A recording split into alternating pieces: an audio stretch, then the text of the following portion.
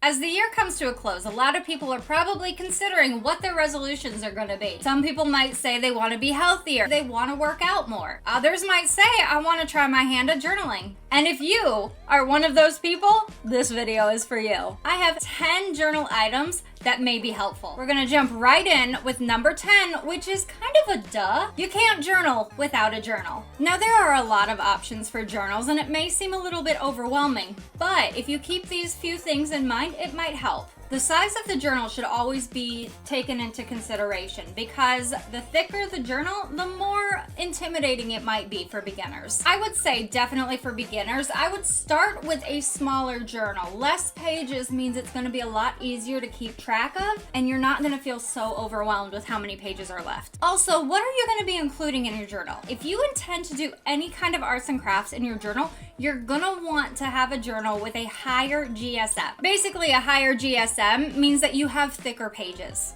Thinner pages are great if you're starting out and you're doing a very minimalistic journal, so just pen and paper. But if you really want to give your arts and crafts a go, you're gonna want a higher GSM. I would highly recommend at least 160 GSM, if not higher. Unsurprisingly, a fine tip pen is going to be something that you're gonna want. It's gonna be great for fine details and for those small, if you want to have like small crisp edges, always get a fine tip pen.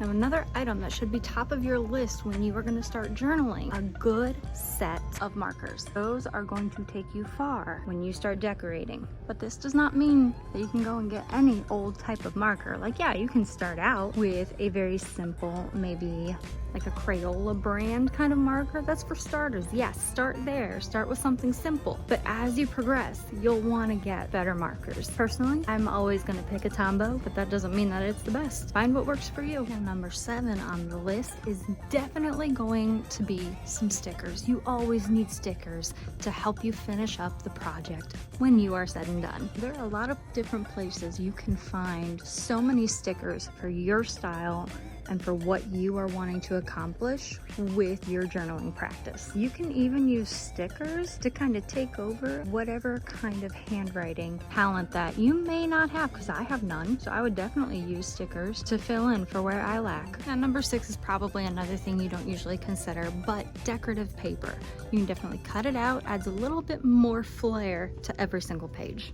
You can get full pages of decorative paper, or you can get like entire booklets of decorative paper. If you don't want it that large, they have smaller options, so always be on the lookout for stuff like this. One thing to never forget is glue. Now, you can get glue in the old-fashioned stick version, or you can do liquid, which is okay, but if you use a little bit too much, it goes everywhere and you just made yourself a mess. You can do the dot runners. You can do the strips of adhesive. Those aren't bad, but glue is everything. Now, number 4 is pretty easy to take for granted until you make that first writing mistake in your brand new journal. I definitely recommend having some whiteout. You can do tape whiteout. You can do the old-fashioned liquid whiteout. There's even pen whiteout. I think it would be a lot easier to use than the whiteout tape, which will definitely stand out and probably not match the paper that you're using. Now, one thing that should be completely unsurprising that this is like top of the list is going to be a pencil and an eraser. Very basic, but very, very useful for when you're planning out how you want your journal to look and you're updating and making sure that that is truly the style that you're going for whatever type of journal you have decided to make. Number 2, which is another thing very much taken for granted, and that is a good old-fashioned ruler. It forces you to keep the line straight, unless you're me and you can still somehow manage to make a line squiggly with a ruler. Now, number 1, and this might be surprising for some, but number 1 is definitely a stencil or a circle tool.